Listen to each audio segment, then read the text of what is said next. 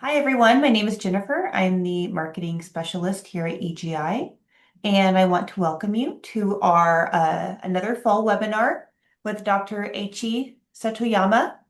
So today he's going to be presenting on catching up on natural hydrogen research, a fundamental introduction.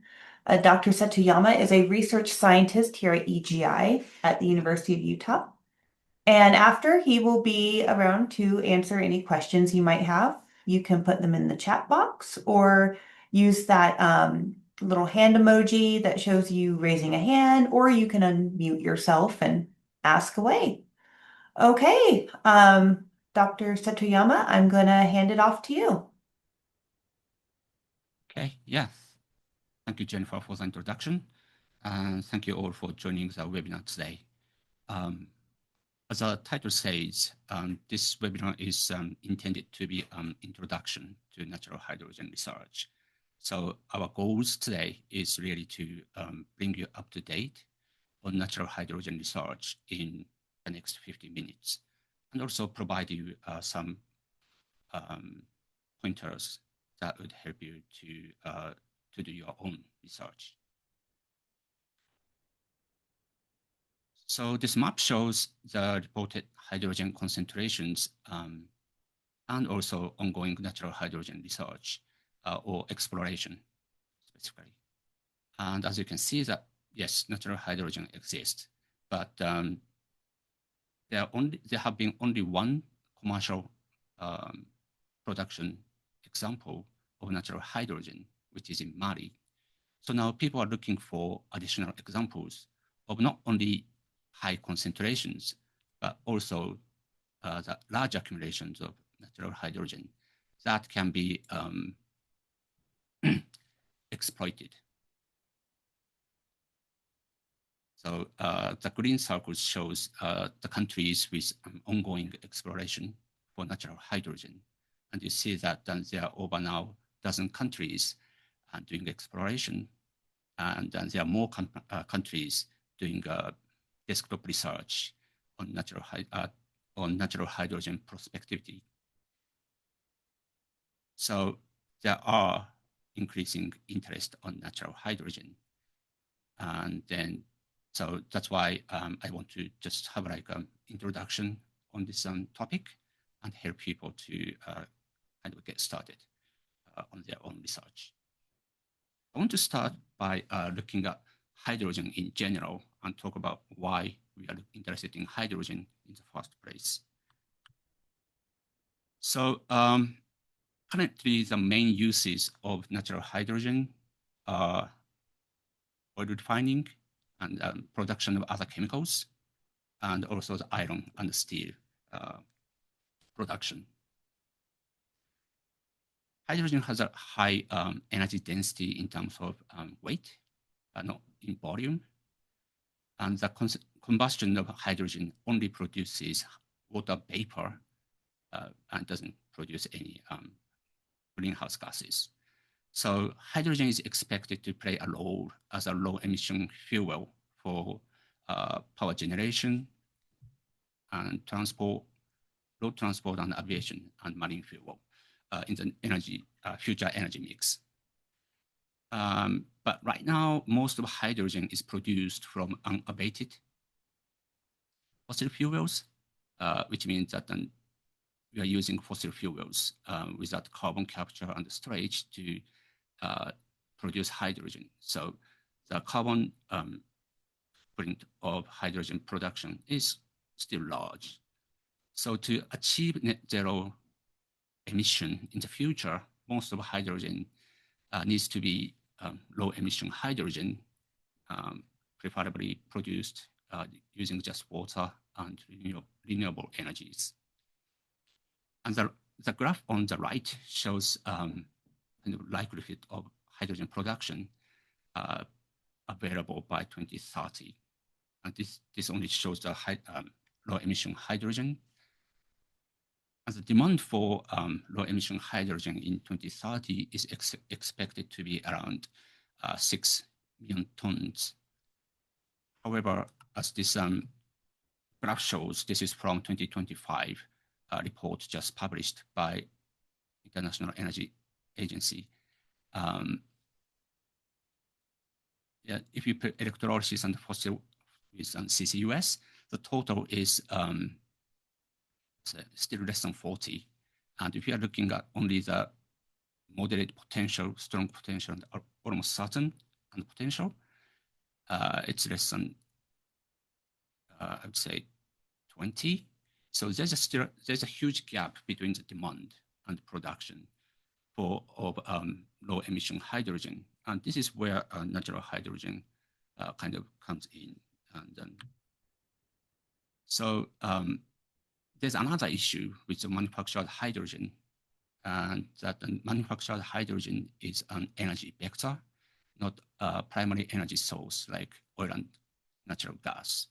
So this diagram, this is complicated, but what it shows is that how the manufactured hydrogens are produced using different energy sources and also feedstocks, and via different technologies. And at each step, you are losing energy because when you convert energy into something like electricity, and when you use electricity to generate hydrogen, and if you need to use CCU or CCUS, then you are losing even more energy. So energy efficiency of manufactured hydrogen is not that great. But on the contrary, natural hydrogen is a primary energy source, like a oil and gas. So that's a big advantage of natural hydrogen. And this is why people are now interested in this energy source, because that could help us to fill the gap we just saw between the demand and use production of low emission hydrogen. Oh, and I just wanted to explain what energy vector or energy carrier is. So energy vector is like a medium that carries energy from one place to another, allowing it to be like stored, transported, and converted into other forms like heat, electricity, and other forms. So yeah, and hydrogen is regarded as energy vector right now, and but natural hydrogen is different. It's a primary energy source. You don't need to convert something to produce natural hydrogen. So in a broad sense, natural hydrogen include hydrogen molecules in the atmosphere.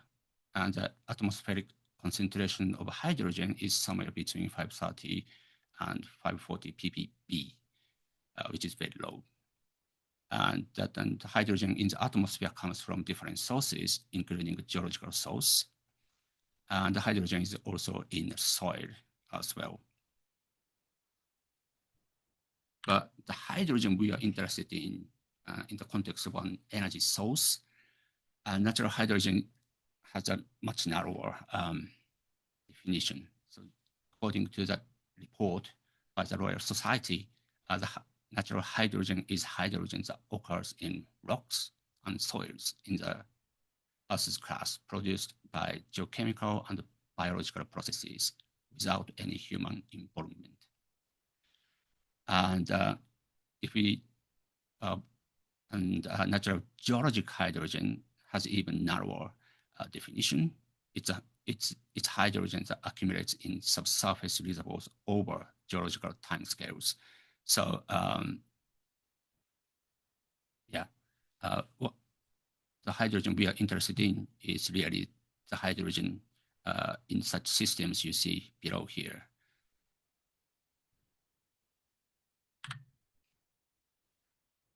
This diagram shows potential natural hydrogen systems in different geological settings.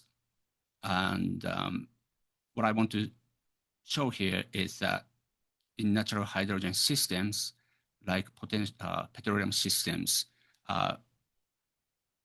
we need source, we need reservoirs, and we need seals. And the natural hydrogen systems also include processes like generation, migration, and accumulation, preservation, and consumption, and leakage. So in this sense, natural hydrogen system and petroleum systems are quite similar. But as you have probably noticed, that source rocks, for example, are very different. In petroleum systems, source rocks are organic matter-rich sedimentary rocks. However, here, many of the natural hydrogen sources are igneous rocks or metamorphic rocks. And that's a huge difference. And the natural hydrogen systems can be compared with like a geothermal plays or systems that include like igneous rocks and also a high heat and fluid migrations. And natural hydrogen systems can also be compared with mineral system models, which also consider hard igneous rocks and hot fluid kind of circulation movement. So natural hydrogen systems is more like, I think, a combination of petroleum systems and geothermal systems and mineral systems. And research on natural hydrogen systems requires experts from different disciplines that you don't normally see, for example, in petroleum industry. So, but I think this makes research more exciting.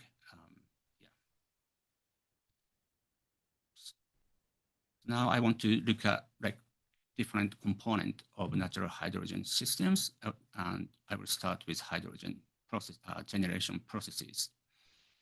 So Milkov listed or identified 32 hydrogen generating processes, and out of which 24 are abiotic, which means 8 are biotic.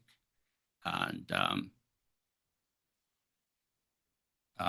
the diagram on the right kind of nicely show what kind of processes are involved in subsurface hydrogen generation.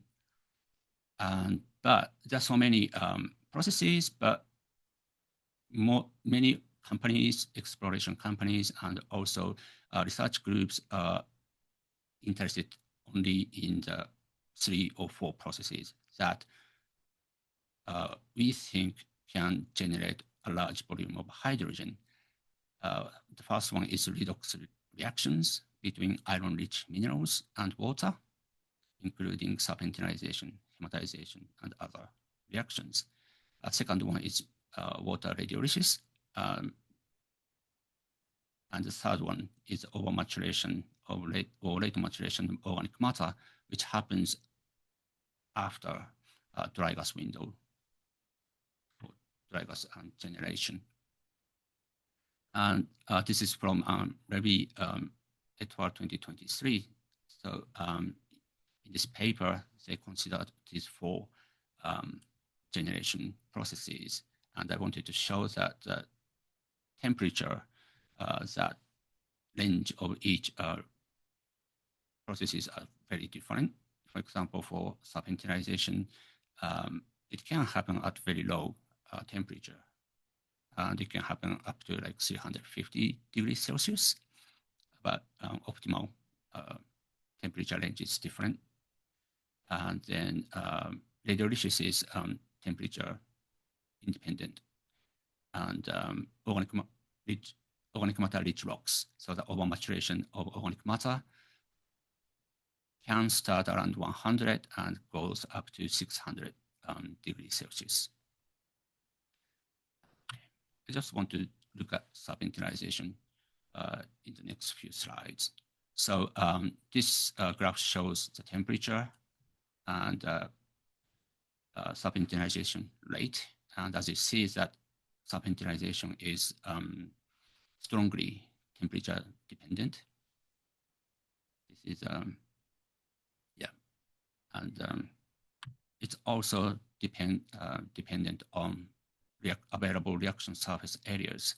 So what it means is that you want you need either a good porosity or permeability, or or if you have hard igneous rock, it needs to be probably unfractured so that the water can interact with minerals.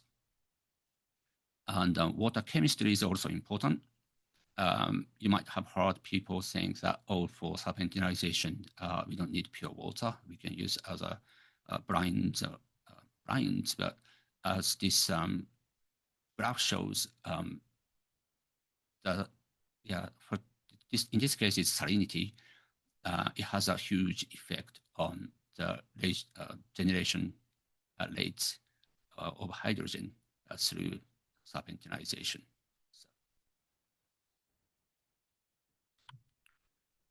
And serpentinization is an interesting reaction, and it changes the properties of source rocks as well. So after serpentinization, source rocks, usually ultramafic rocks, its bulk density decreases. At the same time, the magnetic susceptibility of the source rock increase. This is because magnetite is one of the product of the reaction. It also changes other physical properties, and then this is a figure from Zhang and Li 2024 paper, and it shows that we can use this physical property changes to map dangerous source rocks and estimate the degree of serpentinization. So using the geophysical analysis, and that would also help when you do enhancement of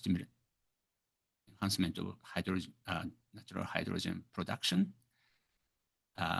because this allows you to monitor the degree of serpentinization. And the information on the degree of serpentinization also help you when you do reserve estimate, because you can back calculate how much hydrogen have been produced by serpentinization. So yeah, and there are more and more research done, especially their group at Colorado School of Mines. I would like to briefly talk about migration. So one of the reasons why people did not think that hydrogen, natural hydrogen, do not exist in the subsurface is that hydrogen is very diffusive. It's hard to contain. But now we know that hydrogen can be accumulated from discovery in Mali, for example. And this basin modeling results shows that if you have good seed and trap, the hydrogen can be contained and kind of minimize the loss by a diffusion. So figure here shows that horizontal permeability. So the blue ones we can consider as seals, and the others are more like reservoirs. And this graph, this figure shows the water circulation. So it's hard to see maybe, but what it shows is that the water is moving this way, at the lower reservoirs and the upper reservoirs, but here the water is moving the other way, so towards right. Okay, so and that you see that effect in the figure, like middle figure here. So with just diffusion, when you have a good seal, the hydrogen can be contained really well. But which means that hydrogen is not expelled, so it might prohibit the generation of hydrogen. When you have diffusion and advection of dissolved hydrogen, you can see that the water is moving towards left, and you see that there are more hydrogen in the areas where we did not see hydrogen in the model just with diffusion. If you let hydrogen, free gas hydrogen move as well, not only by diffusion, the picture changes dramatically. So now you see that the hydrogen are migrating to different places within the basin, but still, where you have seed, relatively a good amount of hydrogen is preserved. But you see that then there are more hydrogen leaking through into the atmosphere. So I think this model shows that yes, hydrogen can be contained, and this also shows the importance of hydrogeology. We need to understand the hydrology of the basin to really to make sure that your basin modeling is correct. And I think without hydrogeology, especially with natural hydrogen, yeah, the model probably, the result won't be really reliable.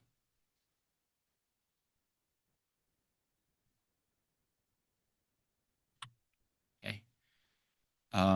In the next few, maybe probably three slides, I want to look at accumulation.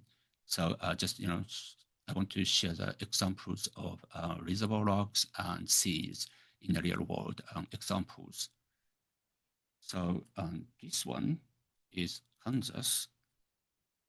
So here the reservoir is, it's in the reservoir is a fractured basement, and the sea is shale, quite thick shale interval. As you see that quite the very high hydrogen concentration have been reported from this area.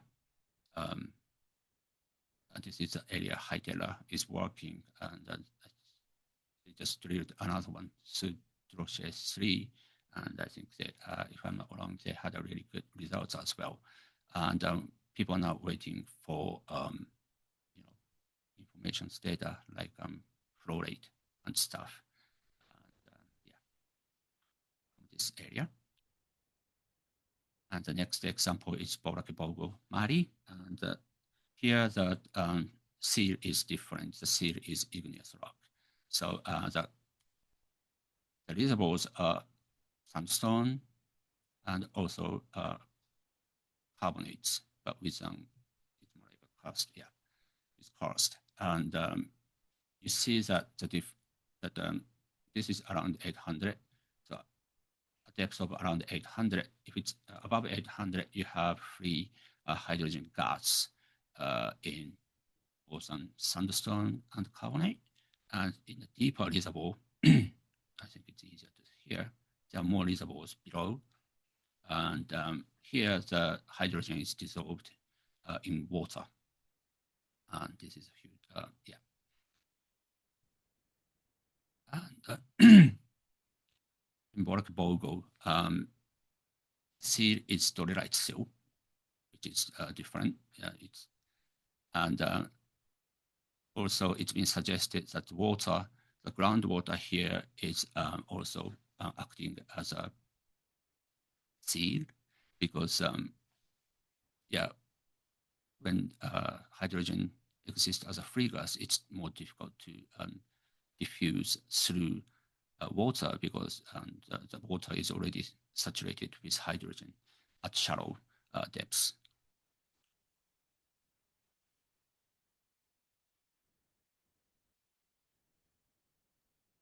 And another thing is that very high hydrogen concentration reported here, like 98%, might be due to the fact that hydrogen was at these reservoirs, the shallow reservoirs are above groundwater level. And the reservoirs are probably relatively dry. And when the rocks are dry, the microbes cannot grow as fast as they can in a more like wet environment.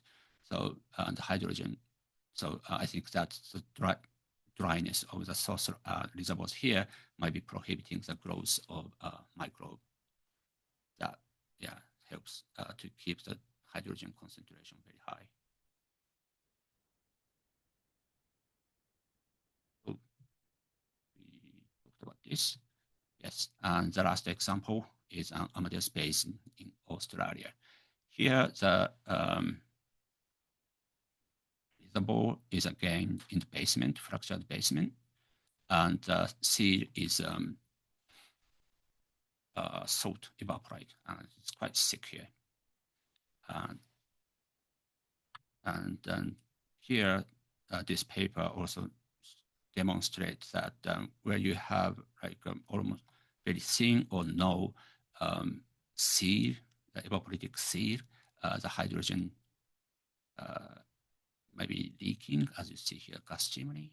And about this area, you have a hydrogen sieve just above this gas chimney. So this gas chimney, and as they speculate that they might be related, and it also shows that how good that this evaporitic seal is to contain natural hydrogen below. For reservoirs and seals, there is kind of there are quite many papers on hydrogen behavior, fluid behavior, and like seal effectiveness of different lithology available from the research on hydrogen storage. So if you are interested in reservoirs, seals, and hydrogen kind of behavior, I would recommend to check papers on hydrogen storage. So I talked about, so for accumulation and preservation, we also need to consider consumption. There are abiotic and biotic consumption processes. These three, Sabatier reaction, Fischer-Tropsch type synthesis, and pyrite reduction, they can happen at low temperature, like especially the pyrite reduction can, even below 50 degrees Celsius. And again, there are a wealth of publication on hydrogen storage research. And but what people are more worried about or interested in is the consumption of natural hydrogen by microbes. There are many really processes present, and that can properties and processes are kind of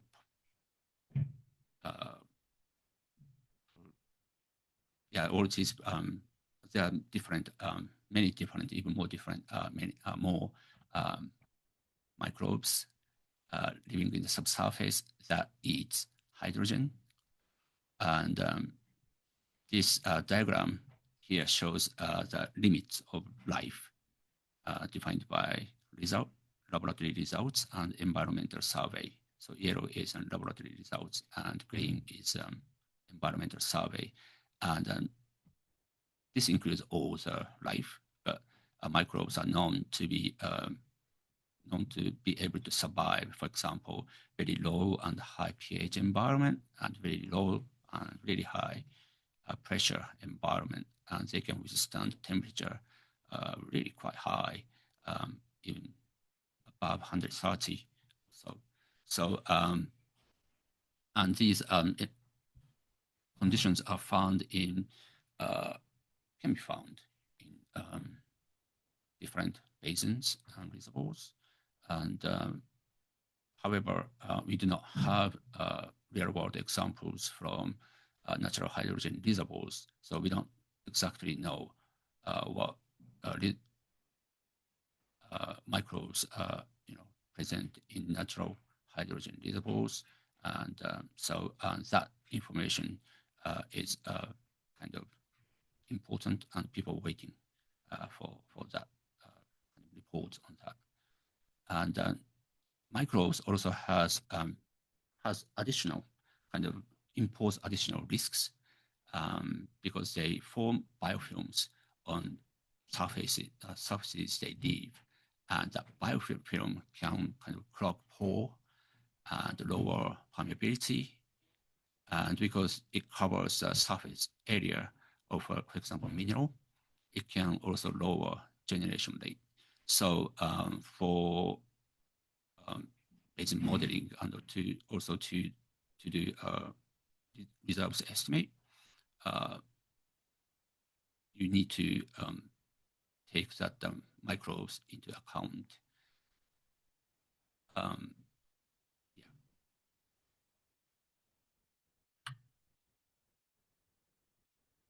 So before I finish this presentation, I want to talk about advantages and kind of technical challenges of natural hydrogen. So the map on the left shows that wide kind of geographic distribution of natural hydrogen in different environments. And you might have heard people saying that, yes, natural hydrogen is ubiquitous and it kind of they occur in known areas not known for petroleum reserves, and it can help kind of energy supply and energy security in the future. And the diagram on the right shows the values you probably heard as advantage of natural hydrogen. For example, natural hydrogen has a very low carbon footprint or small carbon footprint, and the production cost can be lower than or close to $1 per kilogram of hydrogen. That makes natural hydrogen competitive even with natural gas. But there are a kind of small print that we don't normally see. So I want to look at that small prints. So yes, there are thousands of reports of natural hydrogen occurrences in the either subsurface or like groundwater or springs. However, there's still only handful of maybe not even handful of large discovery or the large accumulation of natural hydrogen reported. What we hear is normally that just the hydrogen concentration, and that can vary quite a lot. What we hear is normally that just the maximum concentration of hydrogen. And we haven't really had any discovery the size of giant field in oil and gas. So yes, they are ubiquitous, but there's a chance that the accumulation of hydrogen can be small and can be localized. But I think that can be an advantage as well, because if the accumulation is large enough to support local communities, I think that would be already nice to have. And that also can be used to, produce some chemicals or fertilizers that is required. And if you can do that in a place, that also helps to reduce the carbon footprint or the greenhouse gas emission. So again, that would be even if they are small, I think they would be helpful. This graph figure shows the carbon footprint or greenhouse gas intensity of artificial or manufactured hydrogen and natural hydrogen. So as you see that natural hydrogen can have very low or small greenhouse gas intensity values comparing to manufactured hydrogen. However, throughout the life cycle of natural hydrogen, there are many places where hydrogen could leak and get into atmosphere. Hydrogen itself is not a greenhouse gas. However, leaked hydrogen can have indirect effects, and that can increase, for example, the amount of methane in the air or the amount of water vapor or moisture, increase the moisture in the air. And both are very effective greenhouse gases. So that to have such low values of greenhouse gas intensity, we really need to make sure that there's no leakage of hydrogen throughout the life cycle of natural hydrogen, and that would require kind of really mitigation plans at each steps of natural hydrogen production and use.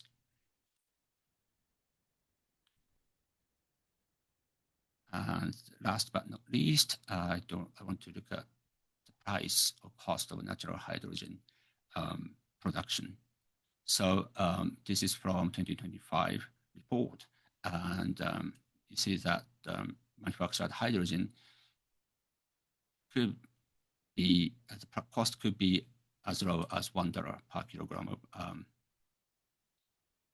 hydrogen. But if you look at the low emissions hydrogen, yeah, the cost is still high. It's about $3 a kilogram of hydrogen. So it's higher than the most, higher than unabated fossil fuel based hydrogen.